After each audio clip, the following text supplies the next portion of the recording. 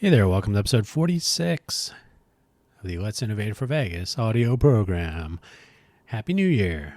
Yes, Studio Nero Road. Today is the 5th of January. 5th of January. I'll take two. Recording midday.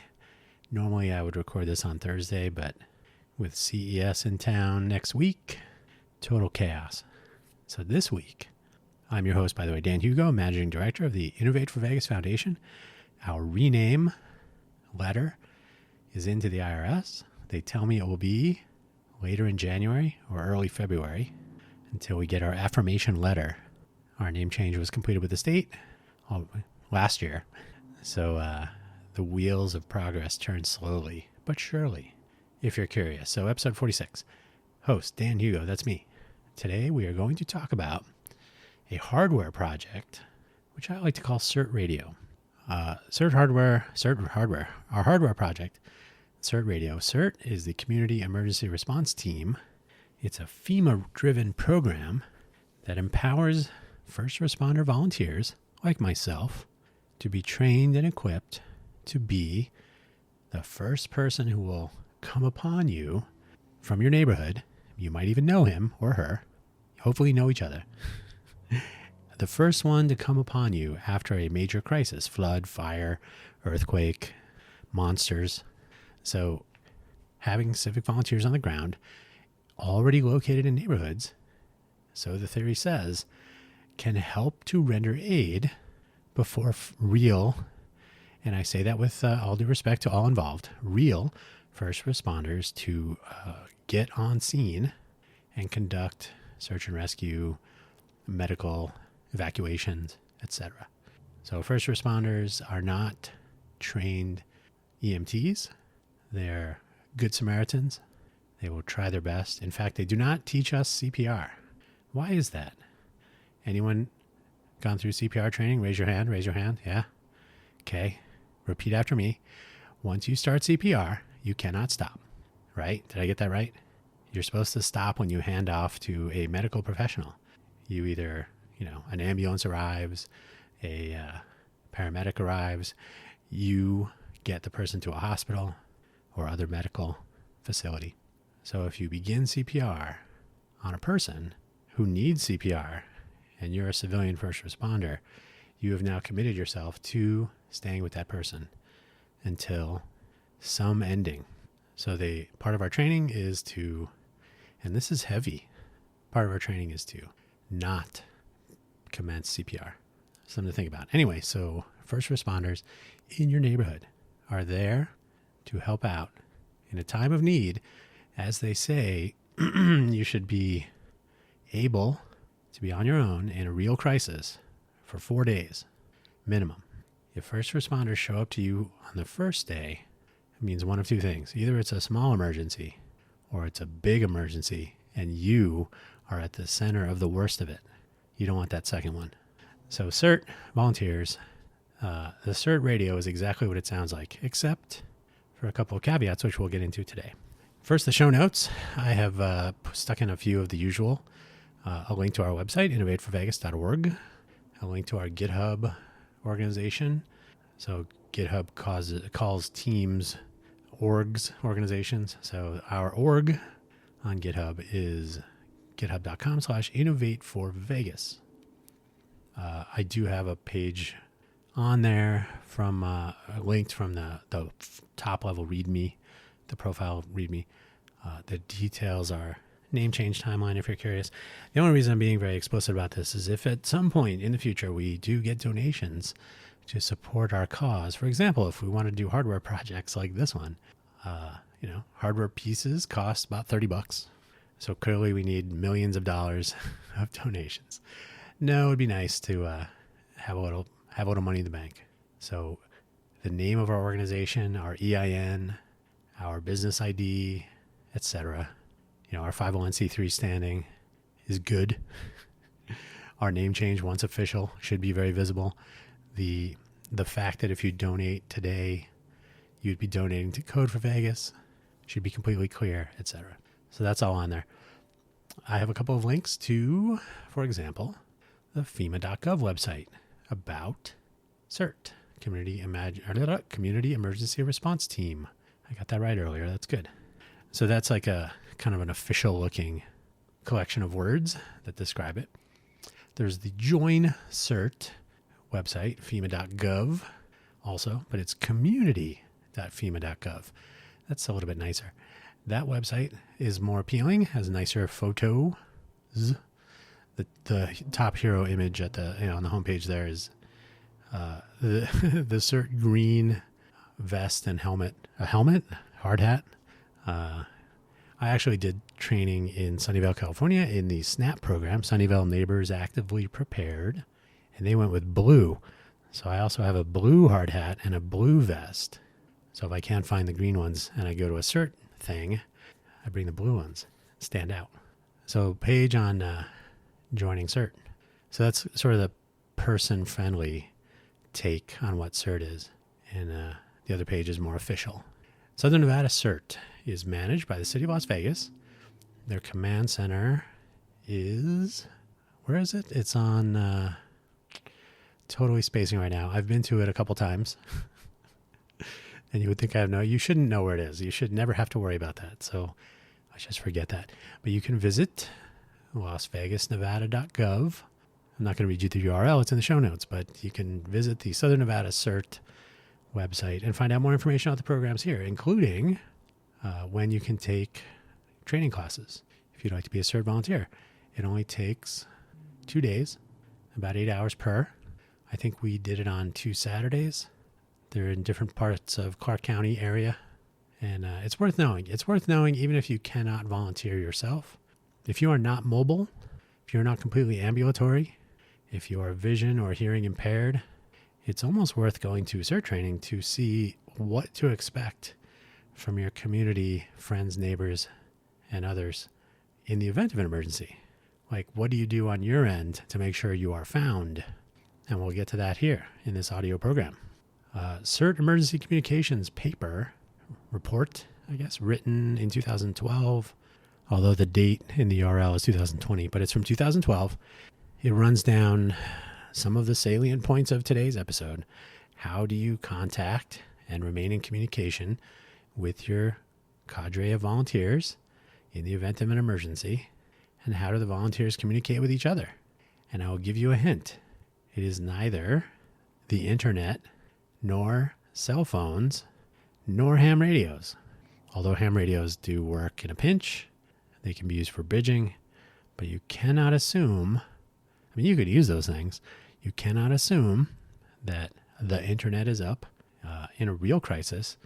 Cable modems, DSL, phone lines, these may or may not be available. Cell phone towers may or may not work.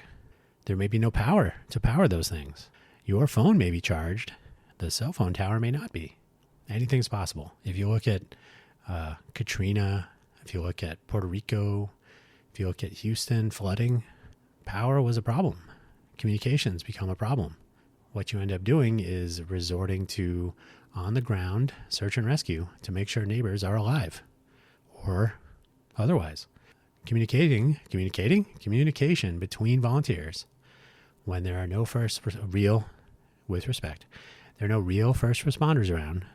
So the rule is you send people out in more than one, so 2 or more teams go together and search areas for people in need of help.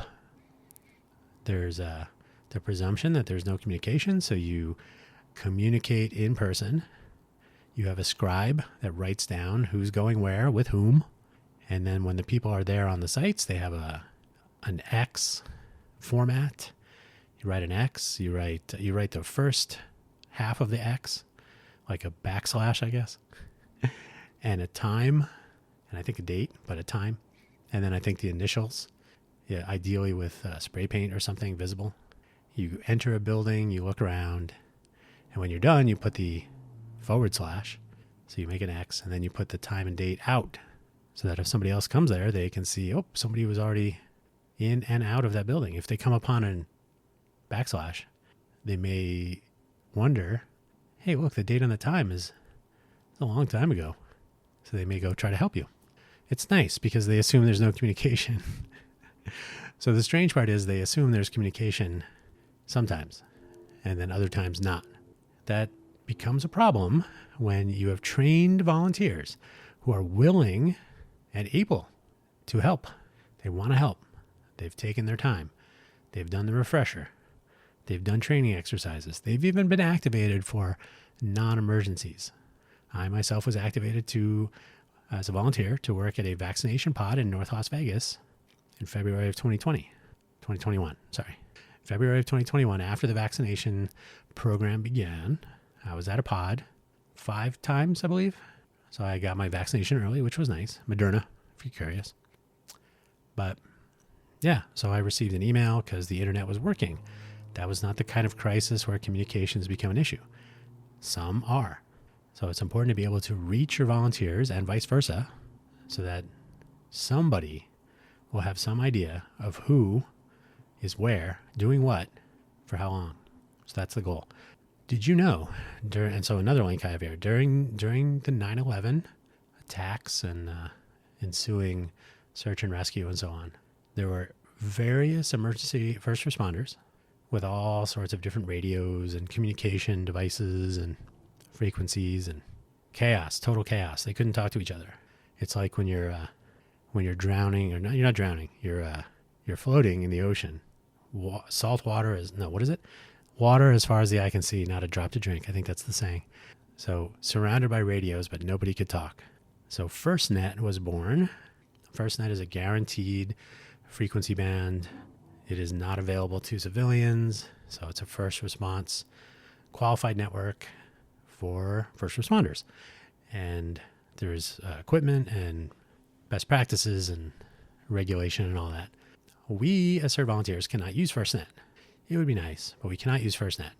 As well, I know this will sound crazy, they give you stuff. When you go to your training, you get a big giant binder with all kinds of useful information. Somewhere I have my CERT notebook, which is like if anybody has been a Boy Scout or a Girl Scout, remember the handbook? Kind of like that. And then backpack with tools, work gloves, thermal blanket, the tinfoil blanket thing, a wrench for gas lines, residential and business gas lines. There's a little wrench and a little hammer on it if you have to break some windows. I mentioned the hard hat and the vest. It's a lot of stuff in there. It's a toy. I think there's a first aid Ziploc bag of some sort, so your basic Band-Aids and gauze and stuff. And there are some other items they recommend. The bottom line is they really stress, like, don't go spending $25-50 on braces. If you feel you're going to be in a situation where somebody's got a broken arm, you can make a brace out of cardboard and tape and stuff. So first responders have all the budget and equipment. Civilians you're good enough to try to help, just don't hurt anybody. If you do, you're a good Samaritan and you're trying. Good faith. So the idea here, one of the specifications, is to make a device to aid in communication that is reasonably priced. Make the cost low. It's not a price question, it's a cost question. So there are a few ideas.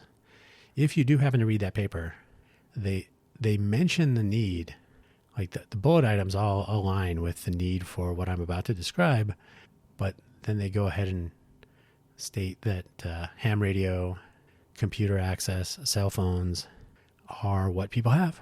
So that's it. So according to my notes, we were supposed to start with what is CERT. I've kind of covered that.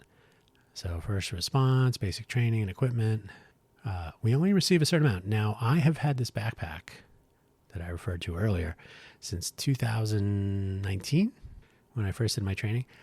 At no time did anyone offer the method, the phone number, probably the email address to contact to get refills or to, like, hey, I can't find my hard hat. True story. I moved. What can I say? The Band-Aids are no longer adhesive. Whatever. How do I refresh this thing? I did go to a refresh training a couple of months ago. So I think it was in October, early November, 2023. Nobody there said anything about refills or refresh or, hey, make sure the flashlight batteries are charged. did you use your work gloves to do actual work, and they're not there anymore? So yeah, I'm not exactly sure how they manage just the backpack, but it's, they are not there to fully equip the volunteers. The volunteers don't even show up sometimes. Hopefully that doesn't happen during an emergency. So part of the challenge is to make communication tools that are reasonably priced. And so that last link, which I did not get to, I skipped right over it, is a project I found fairly recently, which does like 80% of what we need. And that's what we'll get to. It's called Meshtastic. So to close out my intro to CERT, today, if you were to be activated, and an example of a typical activation lately, the most recent activation notice received via email was concerning a missing person. So they asked people to rally, if you will, at a rally point the next day, 7 a.m. or something. Hand out some flyers and the photo and description and whatnot. And the next day, I think it was maybe 2 or 3 hours after the appointed time when the emails went out. I don't know when it actually happened. They advised everyone to stand down. The person was found. The missing person was located. All was well. No need to rally. No need to initiate a search. So that was good. That's useful. And that is a totally fine reason to have CERT volunteers on call to be activated for just such things. Volunteering at a pod, great experience. Glad to help. Eventually, they would bring in, they brought in National Guard medics to conduct the actual injections with syringes. They were not always good at it. More than one person I know of was injected incorrectly into the shoulder muscle so that the needle went into the joint, into the ligaments, lasting pain. Yeah. But anyway, in a pinch, what are you going to do? Everybody's trying their best. And eventually they would have more National Guard volunteers at the sites, at the pods. And so my services were no longer needed, as same with all the other volunteers. But it was a good experience. And so ultimately worthwhile. Now, I did mention, we can move out of that. No more intro now. So now on to the challenge. I mentioned I was a member of the SNAP team, Sunnyvale Neighbors Actively Prepared. So that was a city program in Sunnyvale, California. Sunnyvale being the one city of size. I think there's one other city. They always mention it. I don't remember where it is. Very small city. Sunnyvale with 150,000 people is the only city with a triple trained, unified Department of Public Safety. You may have a DPS where you are, but when you are in Sunnyvale, city of Sunnyvale, California, Santa Clara County, if you are a firefighter, you are also a police officer, and you are also a Class A, Class A, I think it is, EMT. You can be a Class B. You can roll in a EMT paramedic vehicle. So when you arrive on scene, you have Class B equipment, Class B life-saving equipment. Class A is more like a portable, sort of what is it? The AES pods. So you can do CPR or the paddles, basic life-saving. But if you're a Class B, you have actual ventilation and stuff. But they're all triple trained. That's a whole nother story. I went through a Leadership Sunnyvale program, very interesting. So their program, SNAP, worked very closely with DPS. So when we did SNAP exercises, I was a burn victim one time. I had fake burn makeup on my legs. Interesting times. And then they had a big building, fake firefighter training building. So it was just a big concrete tower with rooms and dark corners and stuff to help with search and rescue and lugging equipment up and down stairs and so on. So the thing that I came away from back then, this was many years ago, more than 10, was how do you communicate with each other? I didn't really think about it much after that until I was working at Intel. And this would be about 6 years ago now, when I was working more closely with some people that were doing FirstNet hardware, bridge hardware, to communicate between FirstNet radios and command centers and legacy radios that were still around in vast quantities. So, how do you not throw away all of your radios so you can bridge cheaply onto FirstNet with equipment you already have, especially if it's built into a helicopter or a K9 vehicle, etc. So, so now 7 years ago, 6 years ago, 7, 6, 7, somewhere in there. Once again, how do you communicate with your CERT volunteers, your other civilian volunteers on the ground, CERT or otherwise, right? And it occurred to me, I am surrounded by Internet of Things people, makers and hackers and Arduinos and Raspberry Pis and BeagleBones and all that. And then LoRa, long-range radio, long-range WAN, LoRaWAN, would be coming. It wasn't there yet, but it's now, and now it is. So why can't we do something with that? Today, CERT volunteers, like I said, are receiving notices via email and cell. So when I did my training in 2019, so that was it was July of 2019. So do the math. I said, well, how do you activate volunteers if there's no radios? And they said, oh, that's a good question. So I said, well, I've been thinking about this. What if we had a small device that you would put in that backpack, and in the time of need and a time of activation, even for training, a drill, you should be able to send out a message like a digital pager. Remember those? You might not. A digital pager where you could send someone a short message, sort of like a text message on your old cell phone. It would be very limited bandwidth, and it would not rely on the internet. So it would make use of something like mesh networking. And it turns out only fairly recently, 7 years ago, there was no mesh networking for LoRa. None of those things were around. There was mesh networking, but it was still like heavyweight. So the notion of implementing a mesh network among $30 devices with long-range radios, not ham, not analog, but LoRa, I think we can get about 4 kilometers, give or take. And if you have a bunch of volunteers that are spaced out as in some distance between them because they're home or they're somewhere not expecting to be in a crisis situation, suddenly they have a message. Now, central command center may or may not be online, but you may or may not be online. So how are they going to reach you? I have a whole bunch of volunteers out in the field ready to go. The internet is down. Cell towers are down. Smoke signals are not going to work. What do we do? So my proposal was, and this is in that emergency communication report, that these things, there's bullet items, right? Like communication with the command center, activation, status, location, where are people? How close are they to the actual crisis or crises? And then communicating with each other.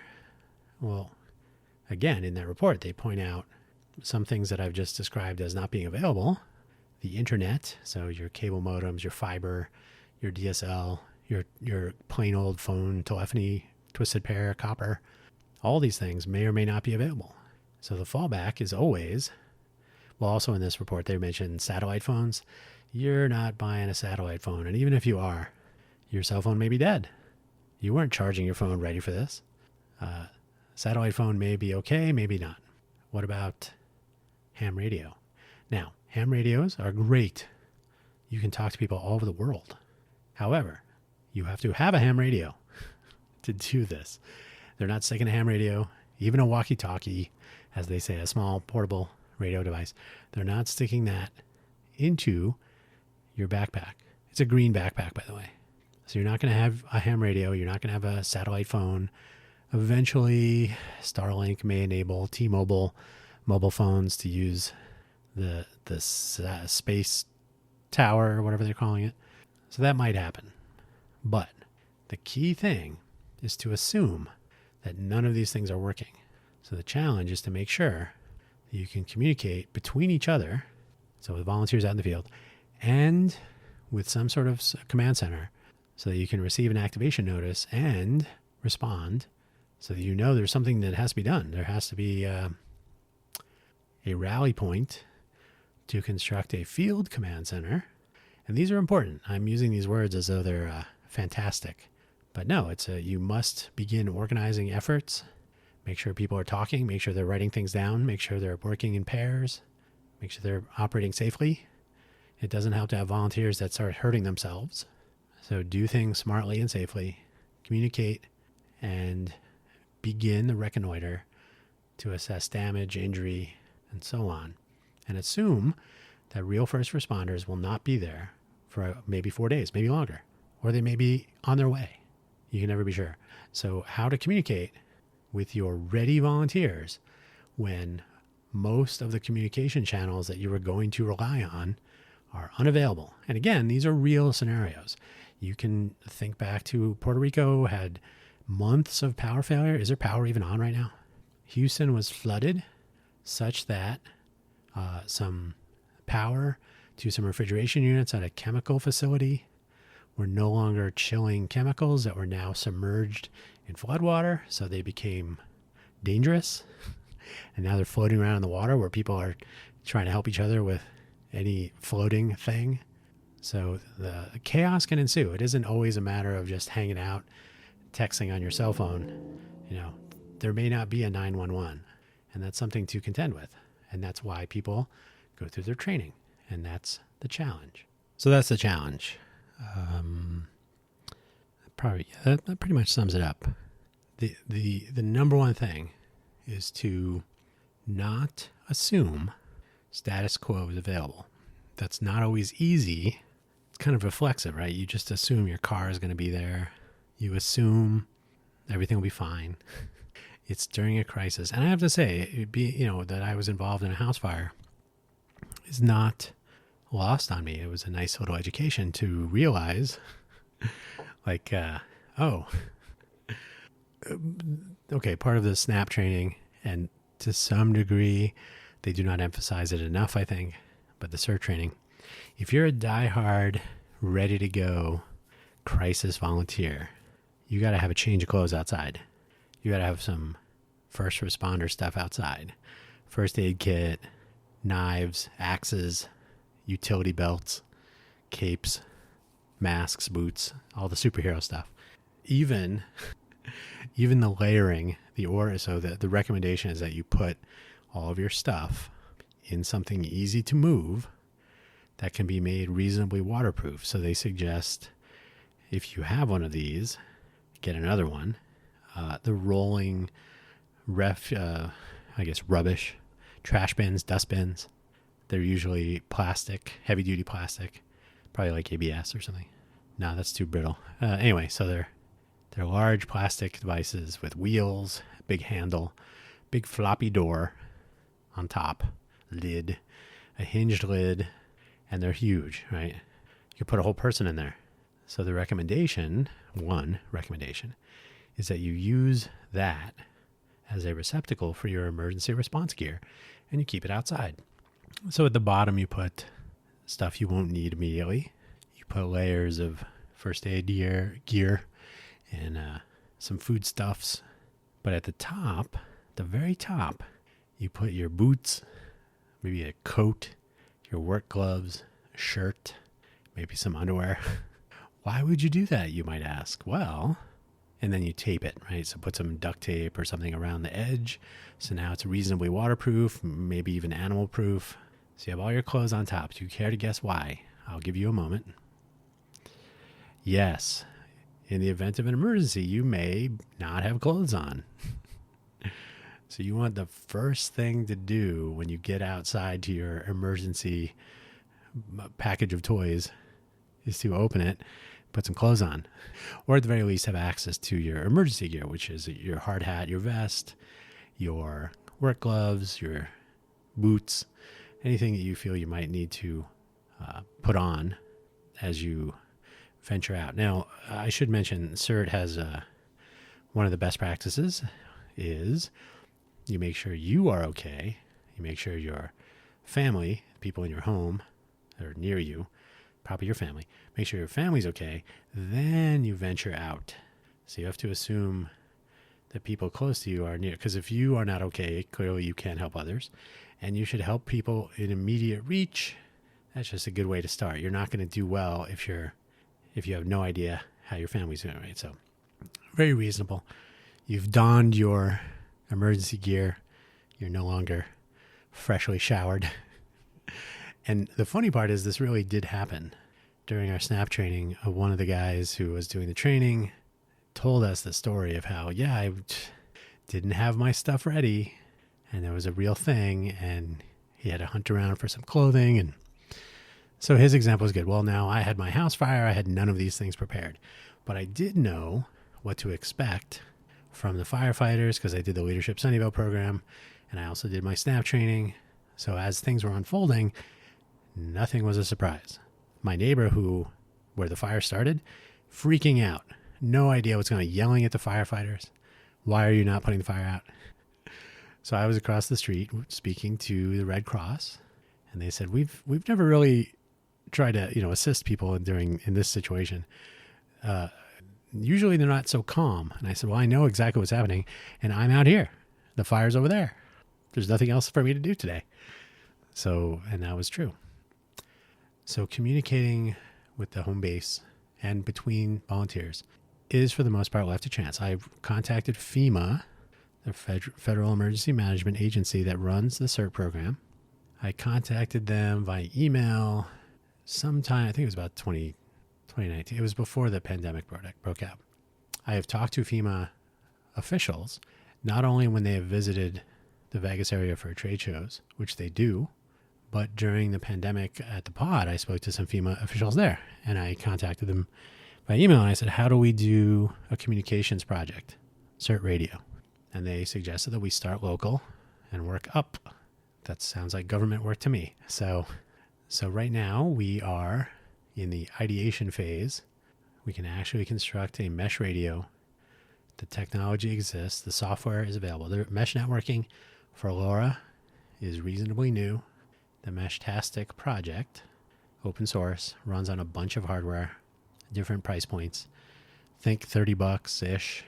And so we'll get to the path selection and project spec, but $30 for one transceiver to play with, GPS and battery charging circuit. And I saw one that even supports solar if you want to power your device when the batteries are dead and the mains are not online yet. The power, there's no more power in the whole city. Good luck with your ham radio. So unless you have your Yeshua batteries hooked up. So path selection, how do we tackle this challenge? We need to select our parts and plans to get started, which I've just been describing. So if you write down what you want to accomplish, and then you draw some ideas around it, and then you stumble upon the Meshtastic project, and you say, oh, this looks very interesting. There are several radio standards, Sigfox. There's a cellular connection, which I cannot remember the name of. There's LoRa. There's straight up Wi-Fi. Try to get that to work. Direct Wi-Fi, point to point. It could be done. But we're looking at low cost, turnkey, easy to use, sort of self-organizing.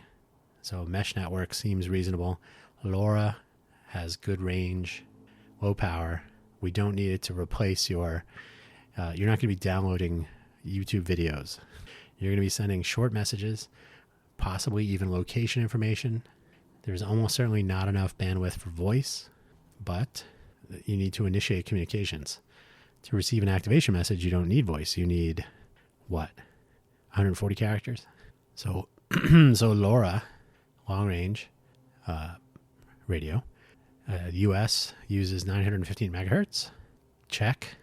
And emerging mesh networking technologies, Meshtastic, for example, will enable, as long as there's more than one, communication between any CERT volunteer so equipped and any other CERT volunteer so equipped until at least one of you is in range of the command center and then in range of some other volunteer, right? So the mesh network will allow some arbitrary number of devices to communicate with each other, and assuming the command center is one of those nodes on the mesh with the command center. Perfect. The internet doesn't have to exist. Cell phone towers can be down. Guess what? That ham radio operator, the one, maybe two people who have their ham radio set up and are already connected to CERT, right? That connection, that relationship has been long established. But do you know who your ham radio operator is in your neighborhood? Maybe. Once you find that ham radio operator, they'll help you, maybe. But even better, what if they have a LoRa CERT radio on the mesh? They can send messages. Even if you can't get to the command center, the ham radio operator can now also connect with the CERT volunteers. Now we have two-way communication. And guess what? These LoRa prototypes have GPS. And they have little displays and little buttons. It's a little digital pager. So they're low power. This is the project spec. They're low cost. The $30 is the price. So that's buying one on Amazon. You can get them cheaper. And if you want to build them yourself, probably get a better price. If you want to build 1,000, better price. If you want to build 100,000, even better. So they're low cost, they're low power. They have battery charging circuitry. I mentioned at least one I saw has a solar, support for solar power. So you can have a little solar cell on there. They operate in the LoRa 950 band. Also, there's another band, which I don't remember, for Europe. And I think one for Australia, something like that. So there's at least three major bands. So 915, piece of cake, with a suitable antenna and a suitable power on the radio. I've seen about 4 kilometer range. Could probably get more. If the device is pocketable, you want to be able to stick it in your pocket of your vest or whatever clothes you had in your dustbin. The antenna needs to be reasonably strong and cannot be very large, but the antenna will make a difference, so we'll have to compromise. That's worthy of experiment. You could also have a removable antenna, so you could have one that's more ruggedized, I guess. But depending on where you are, you may have a larger antenna for longer range with a suitable amount of power on the transceiver. There's a small display.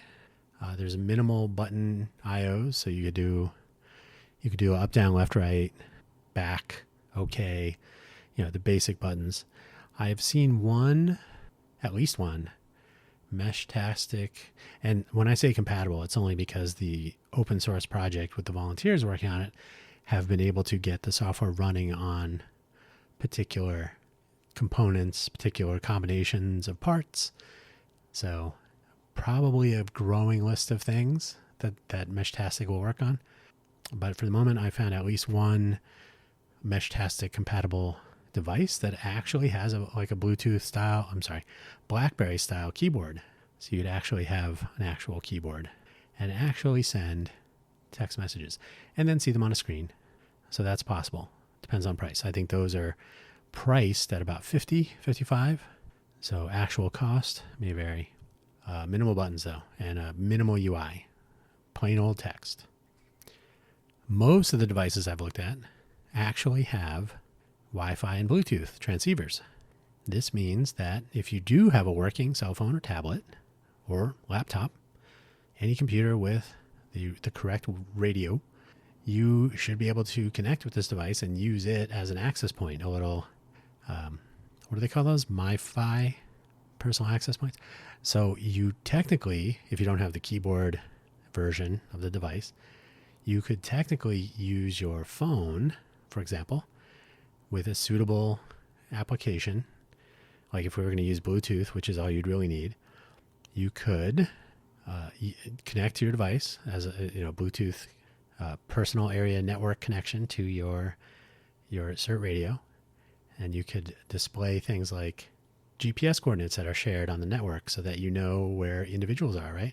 You may claim your node, like, hey, this is Dan, and it would report your location. Then you could issue a small, brief text message, short message, in fact. And so you could actually set up a little geo chat, perhaps, to connect and communicate among the volunteers. And that radio network would be up for the duration of battery life. And if you have solar panel support, a little solar panel on the device would enable you to keep it powered through the crisis, ideally. So with low power management, these are all Meshtastic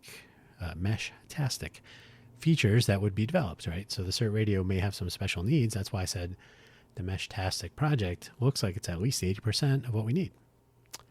The mesh networking being one of the core features, and the fact that they already support many devices. So no hub communication, point-to-point, peer-to-peer. Bridging to FirstNet and to ham radio should be possible. The easiest way to do that, of course, would be to equip the people, the ham radio operators and the command center personnel, with these mesh-tastic compatible radios. The nice thing also about using a standard like this, you don't all have to have the same device. And I'll get into why that's important next. The other parts we need to work on, the 20% or so that may not be ready for prime time, you want to be able to authenticate messages. You want to have encrypted traffic. You never know what kind of crisis it is. You don't want to have spoofed activations. You want to be able to know that this message you've received from the command center is authentic, that you're not being pranked or put into some other dangerous situation. You want to be able to test the network.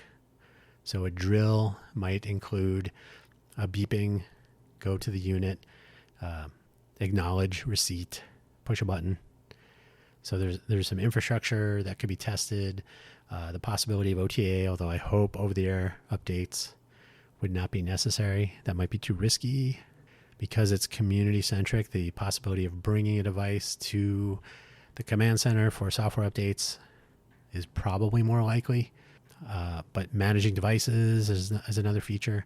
You'd want to know which devices are responding on a network so you can manage from the command center. You might send a notification that your device seems to not be working, correlate that with an email address. So there's some infrastructure that would be wrapped around the CERT radio project. So it's not all hardware.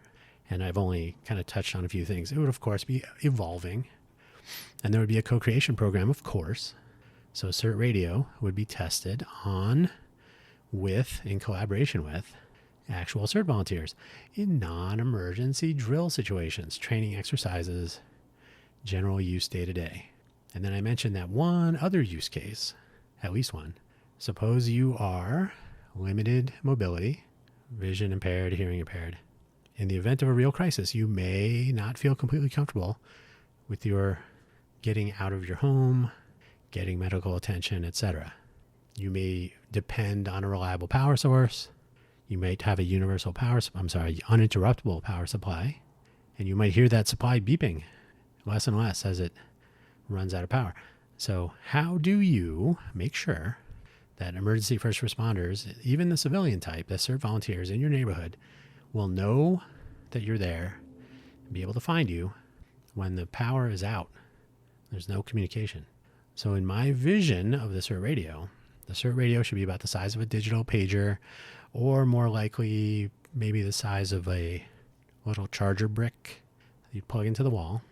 The mains, it would have a little antenna, a little display, and a nice battery, and you'd have it plugged into the wall.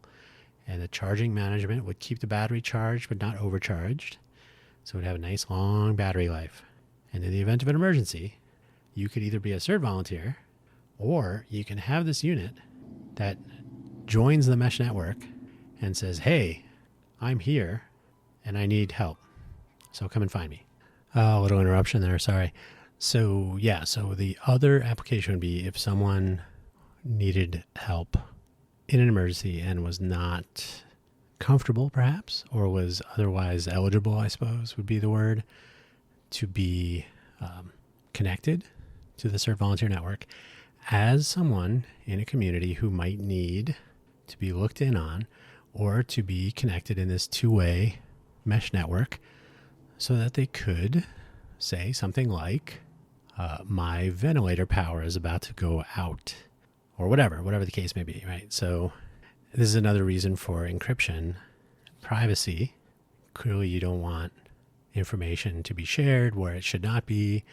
So there's a certain amount of personal protection. Personally identifying information would be sort of a part of this. There'd be location, there'd be an alert that a person was in need of special assistance, and obviously that would put them at risk.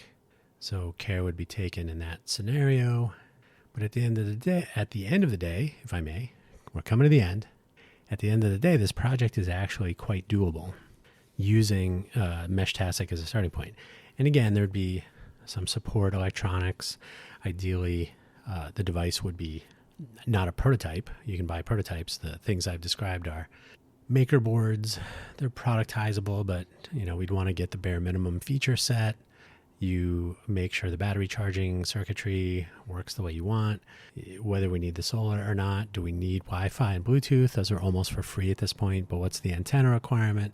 How does it fit into the packaging? Is the packaging ruggedized? What is the battery capacity? What is the spec capacity? How long will the battery last before it needs to be replaced? Should it be replaced? Should it be user serviceable? Should it require a trade-in? The ruggedized device should have an antenna that's removable. It should be waterproof wherever the joint is to either screw it into a coax style connector. I can't remember the name of that connector, or something else. So there's a whole bunch of work to be done, but with a starting point like Meshtastic to experiment with, this is doable. It's doable starting now. So it's kind of interesting to see where this project could go. It's certainly been a long time coming. It would be a great thing to put on the resume. So I doubt very much we'll collaborate with the City of Las Vegas Emergency Management Office. As a member of the City of Las Vegas, they don't respond or communicate, nor are they particularly adept at co-creation and collaborative innovation, from what I can tell so far.